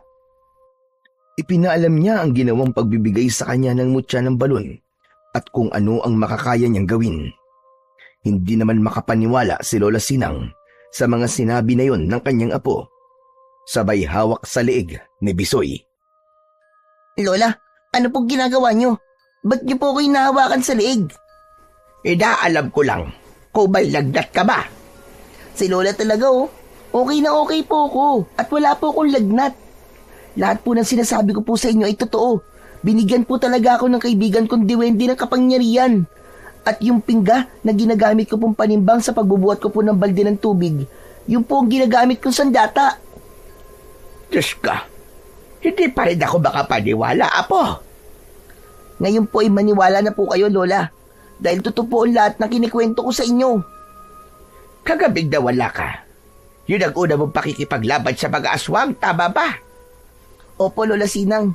Dahil nga ayon po kay Don Dino, nagsisimula na po magasik ng lagim ang mga aswang galing po sa ilalim ng lupa, dito po sa ating baryo. Kung sa bagay ay totoo yon, may mga gumagala ng ang aswang dito sa lugar natin. Kaya nga po ako ang hadlang sa kanila. Uubusin ko po ang mga aswang na nanggugulo po dito sa baryo natin. Pero apo, kakayanin mo ba talaga yon? Baka mamaya ay mapahamak ka. Ayoko may masamang mangyari sa'yo, apo. Hindi po ako pababayaan ng kaibigan kong si Dondino, Lola Sinang. Saka yung mutya po ng balon na narito po sa loob ng katawan ko. Siya nga po pala, Lola. Meron lang po sana akong ipapakiusap sa inyo. Ano ba yon, apo? Hindi po dapat malaman ng ibang tao ang tungkol sa pinagmulan ng kapangyarihan ko. Dahil maaari pong mawala yun. Huwag ka mag-alala, apo. Isasara ng lola ang bibig. Maraming salamat po.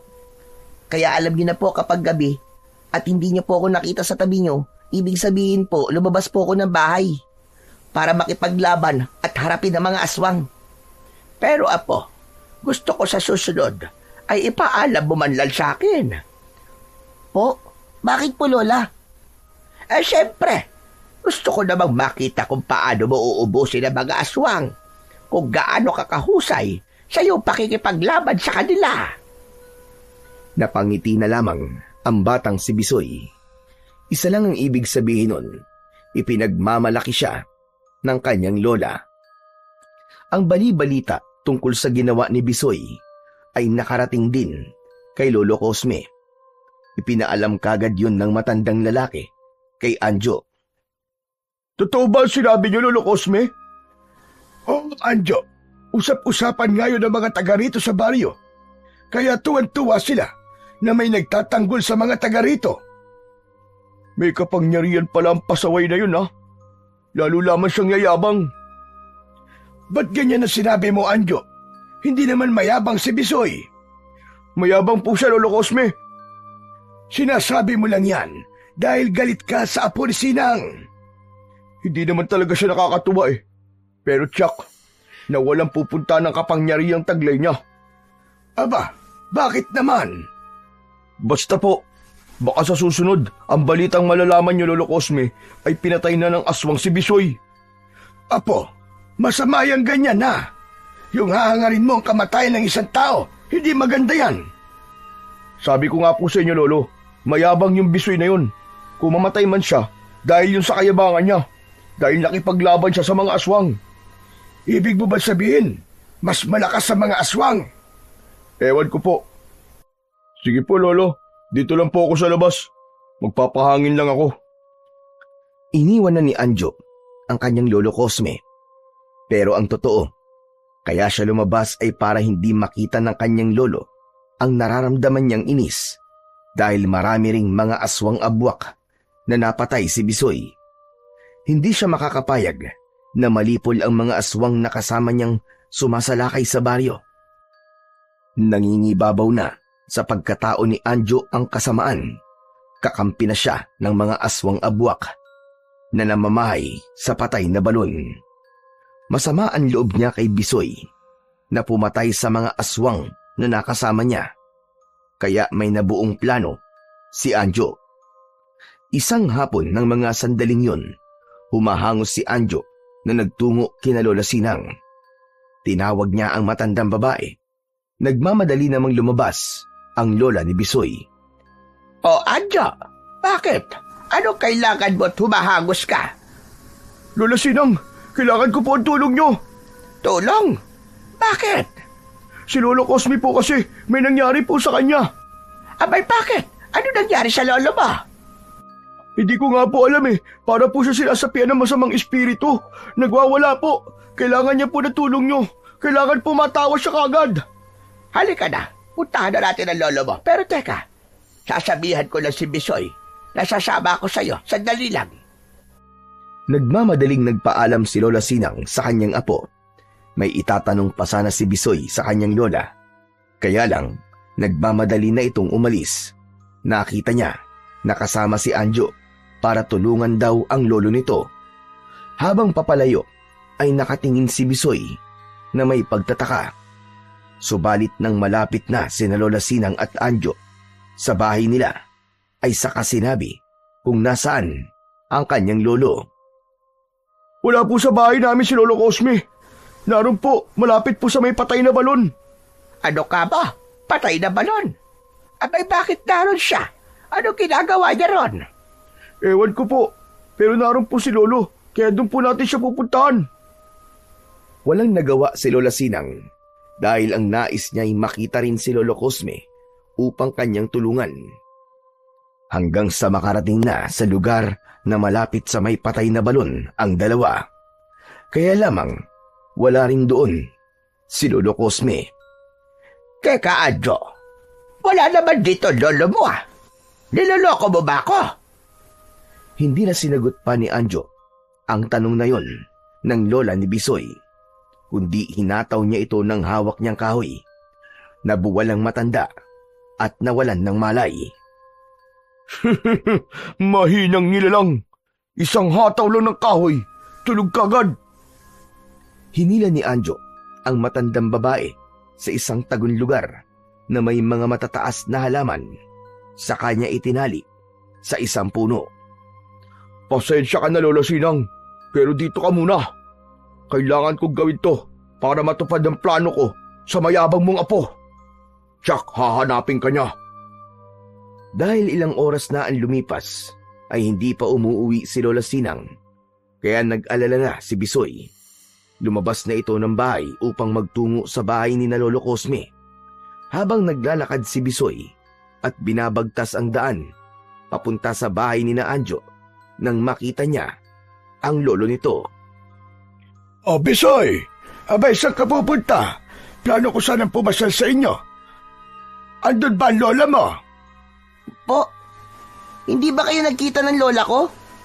Aba hindi. Bakit nasa ba ang lola mo? Sinundo po ni Anjo kanina sa bahay and sabi, kailangan niyo raw po ng tulong ng lola ko dahil may nangyari daw po sa inyo. Ano ka mo? Aba teka, wala naman nangyari sa akin. Kanina ko pa nga rin hinahanap si Anjo. Hindi ko alam kung saan nagpunta.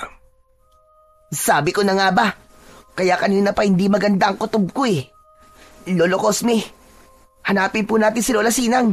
Baka kung anong ginawa sa kanya ni Anjo. Ano? Ba't naman may gagawing masama sa lola mo si Anjo? Basta po, yun po nararamdaman ko. Hindi ligtas ang lola ko kay Anjo, kaya hanapin na po natin siya. Hindi na kumontra pa si Lolo Cosme sa sinabi ni Bisoy, kundi lumakad na sila para hanapin ang matandang babae na si Lola Sinang. Isa pa, nagkakaroon na rin ng pagdududa si Lolo Cosme sa kanyang apo dahil sa mga kakaiba nitong ikinikilos ng mga nakalipas na araw. Hindi nga niya makausap ng maayos dahil marami itong dahilan at palusot.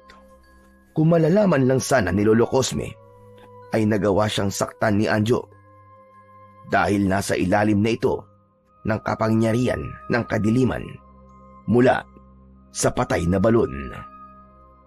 Ipinagpatuloy ni na Lolo Cosme at Bisoy ang paglalakad upang hanapin si Lola Sinang hanggang sa makarinig siya ng kakaibang ingay. Nakakapanindig balahibong mga ungol mula sa kung anong nilalang. Nagulat na lang ang dalawa nang pinaligiran na sila ng mga aswang na abwak. Diyos mio! Mga aswang na abwak ang mga ito! Sila nga nang gugulo at nag-aasik ng lagim sa ating baryo, Lolo Cosme. Galing sila sa ilalim ng lupa, sigurado yan. Maaaring may nagbukas ng lagusan, kaya nakalabas ang mga halimaw na yan. Lagusan? Lolo Cosme? Saan mo yun? Oo, Bisoy. Ang patay na balon. Yun ang sinasabing lagusan ng mga kampo ng dilim mula sa ilalim ng lupa. Kaya ngayon ay nandito na sila dahil nabuksan yon. Naputol ang pag-uusap ng dalawa dahil sa pagsalakay ng mga aswang abwak. Pumuesto si Bisoy sa unahan ni Lolo Cosme. Sa likod lang po kayo, Lolo Cosme. Ako pong bahala sa mga aswang na yan. Ang dala ko pong pingga, ang lilipol sa kanilang lahat. Humanda kayo, mga aswang kayo! Nagkubli na lamang ang matandang lalaki sa likod ng batang si Bisoy. Hindi rin niya kayang labanan ang mga aswang. Wala siyang kakayahan at wala rin siyang anumang sandatang dala. Kaya hinayaan na lamang niyang makipaglaban ng bata sa mga halimaw na nakapaligid sa kanila.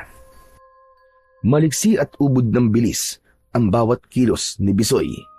Tinitiyak niyang tatamaan ng kanyang sandatang pingga ang mga aswang na umaatake.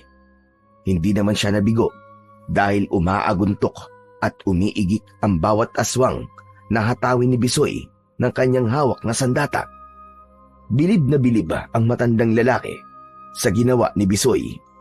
Bagamat nagtataka siya kung paanong nagkaroon ng pambihirang kapangyarihan ang apo ni Lola Sinang. Hindi yun ang panahon para usisain niya si Bisoy. Ang mahalaga ng mga sandaling yun ay mapatay ng bata ang mga halimaw at makaligtas sila, maging ang kabuuan ng baryo, mula sa pag-aasik ng lagim ng mga aswang abwak. Sige lang, Bisoy! Kaya mo yan! Malaki ang tiwala ko sa'yo! Huwag mo silang tigilan! Patayin mo silang lahat! Opo, Lolo Cosme! Uubusin ko po ang mga walang niyang aswang na to! Wala po akong ititirang buhay sa kanila! Buong-buo na napanood ni Lolo Cosme ang pakikipagpambuno ni Bisoy sa mga kampon ng dilim hanggang sa maubos ang mga ito at naiwang nakandusay sa lupa. Itinaas ni Bisoy ang hawak niyang pingga at nagliwanag nun. Ang liwanag mula sa pingga ay lumipat sa mga nakahandusay na aswang. Umusok ang mga bangkay ng aswang abwak. Nasunog ang mga ito at naging abo na humalo sa lupa. Ayos na! Wala na po sila, Lolo Cosme! Pero hindi tayo nakatitiyak. Maaaring may mga dumating pang kauri nila mula sa ilalim ng lupa. Malalaman ng kanilang mga kauri ang pagkamatay ng mga kasama nila. Eh ano pong gagawin natin? Kailangan takpan ng lagusan ang patay na balon. Pupunta po tayo doon? Oo. Nagmamadaling nagtungo sina Lolo Cosme at Bisoy sa kinaroroonan ng patay na balon. Nang makarating sila roon, ay nakarinig sila ng tila ungol na nahihirapan. Teka, Lolo Cosme. Naririnig niyo ba yun? Parang may umuungol. Baka aswang abwak yan at ibig tayong linlangin. Kasunod ng ungol, ay narinig nilang nagsalita ang taong tila nahihirapan. Nanlaki ang mga mata ni Bisoy dahil parang pamilyar sa kanya ang tinig ng nilalang na humihingi ng tulong. Teka. Lolo Cosme, parang si Lola Sinang yun ah. Aba, boses yun ng lola ko. Oo, Bisoy, tama ka. Boses nga yun ni Sinang. Halika, puntahan natin. Nagmamadali nilang hinanap ang pinagmumulan ng boses ni Lola Sinang hanggang sa nakita nila ang matandang babae na nakagapos sa isang puno. Nanghihina ito at iniinda ang kanyang masakit na ulo. Lola, Lola! Ano po nangyari sa inyo? Sino po may kagagawan ng kawalan yang ito? Sino po nagtali sa inyo dyan? Sabihin niyo po! Si Anjo, Bisoy. Siya ang nagtali sa akin dito sa punong ito. Saka sinaktan niya ako. Kaya nawalan ako ng malay. Aray, ang sakit ng ulo ko. Masama si Anjo, Bisoy. Hindi ko nga alam kung paano niyang nagawa ang kasamaang ito. Napakawalang hiya naman yun. Totoo ba sinabi mo, Sinang? Si Anjo may gawa sa'yo niyan? Oo, Cosme. Hindi ako maaaring magkamali. Walang dahilan para gumawa ako ng kwenta. Dahil sinundo ako ng apo mo sa bahay namin. Ang sabi niya, sinasapian ka raw ng masamang espiritu. Kaya naman gumayak kagad ako at sumama kay Anjo papunta sa bahay niyo. Kaya lang wala ka sa bahay niyo at dito niya ako dinala. Sinabi ko na po yung kay Lolo Cosme na sinundo po kay ni Anjo dahil magpapagamot sana si Lolo Cosme. Hindi ko maintindihan kung paano nagawa ni Anjo ang ganito. Mula sa isang liblib na lugar ay lumabas bigla si Anjo. Madilim ang muka at nanlilisik ang mga mata. Kaya ako nagawa yan para mapaghigantihan kita, Bisoy na hambog. Dahil hadlang ka sa ibig mangyari ng aking mga kasama. Dahil pinatay mo sila. Apo, ano ba sinasabi mo? Anong naging atraso sa'yo ni Bisoy para gawin mo to sa lola niya? Wala naman siyang ginagawang masama sa'yo. Lintik kang bata ka. Ano ba nangyayari sa'yo? Tumigil ka, tanda. Ayoko kitang kausap. Ano ka mo? Hoy, Anjo! Hindi mo ba ako nakikilala? Lolo mo ako! Baka tamaan ka sa'kin! Wala akong pakialam sa'yo. Kaya tumigil ka. Baka ikaw ang tamaan sa'kin. Hindi ka na niya kilala. Sinabi ko nga sa'yo, hindi ba? May namamahay na kakaibang elemento sa katawan ng apo mo. Pero hindi yun nawala. Kila hindi umalis. Baka hindi mo sinunod ang bilig ko sa'yo, Cosme, tungkol sa pagpapaligo sa kanya ng suka. Naku po, oo nga. Pasensya ka na, Sinang. Hindi ko nga yun nagawa dahil akala ko, maayos na ang kalagayan niya. Kaya pala tuluyan ang nagbago si Anjo. Pinangingibabawan na ng kasamaan ang kanyang isipan at mga desisyon. Nasa impluwensya na siya ng mga kampon ng kadiliman mula sa patay na balon. Ang patay na balon, kailangan matakpan. Hindi nyo na yun magagawang takpan. Kailangan nakabukasyon para makadaan ng mga kasama ko mula sa ilalim ng lupa. Hindi mo kami mapipigilan, Anjo. Tatakpan namin yon. Tara na, Lolo Cosme! Hanggang sa biglang nagbago ang itsura ng batang si Anjo. Naging isa itong nakakakilabot na aswang. Tuluyan ng hindi nito nakilala ang kanyang Lolo Cosme. Sinunggaban niya sina Bisoy at ang kanyang lolo. Nahawakan nito sa leeg ang matandang lalaki. Diyos ko po, Anjo, Apo! Ako ito ang Lolo Cosme mo! Bitiwan mo ako! Huwag mo akong sakalin! Hindi kanya na nakikilala, Lolo Cosme. Nasa ilalim na ng kadiliman ng isipan ni Anjo dahil sa kanyang pagiging aswang. Walang magagawa si Bisoy kundi ang harapin ang aswang na si Anjo. Hindi na rin siya pinigilan ni Lolo Cosme dahil pare-parehong malalagay sa panganib ang buhay nila. Kaya hinawakan ng maigpit ni Bisoy ang pingga at iwinasiwasyon sa ere. Saka inihataw sa katawan ng halimaw na si Anjo. Paulit-ulit at bugbog sarado ang halimaw.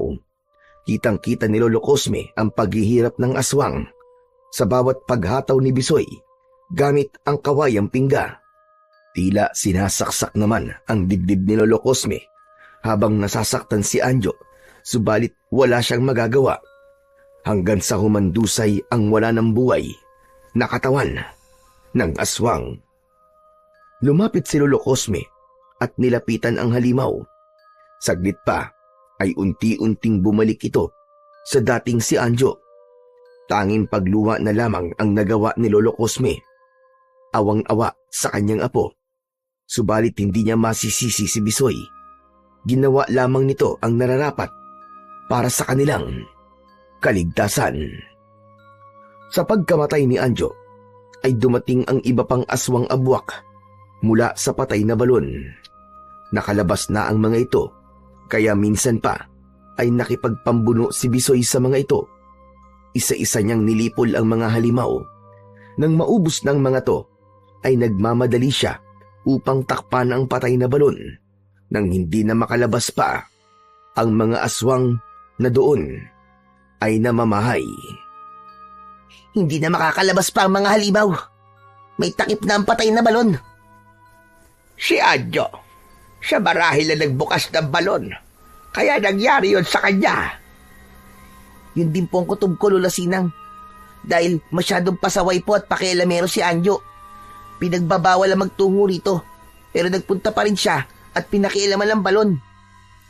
Kawawa naman siya. Pati ang Lolo Cosme niya. Wala na po tayong magagawa, Lola.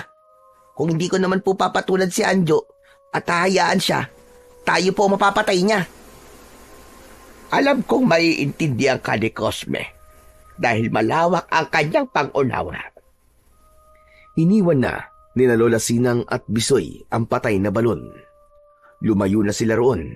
Subalit bago sila umalis doon, ay dinikit ni Bisoy ang dulo ng hawak niyang pingga sa bunganga ng balon. Nagliwanag ang pingga at dumaloy ang liwanag sa gilid ng balon. Anong ginagawa mo, Apo? Tinitiyak ko po na hindi na mabubuksan pa ang balon para wala na pong mapahamak at hindi na makalabas pa ang mga aswang na namamahay sa ilalim ng lupa. Lumapit sina Lola Sinang at Bisoy sa nagdadalamhating si Lolo Cosme. Huwag kayo mag-alala, Bisoy, Sinang. Wala akong sama ng loob sa kahit kanina sa inyo. Alam kong kasalanan nyo ng apo ko. Kung hindi rin sana naging matigas ang ulo niya at sinusunod ang mga sinabi ko, hindi ito mangyayari sa kanya. Pero wala na akong magagawa pa. Kung ito ang kapalaran niya, dapat kong tanggapin na lamang yon. Ang nais ko na lang ngayon ay mabigyan siya ng isang maayos na libing. Iniuwi ni Lolo Cosme ang labi ng kanyang apo. Gaya ng ibig niyang mangyari, isang maayos na libing ang ibinigay niya kay Anjo. Naging katulong pa niya sina Lola Sinang at Bisoy sa pag-aasikaso.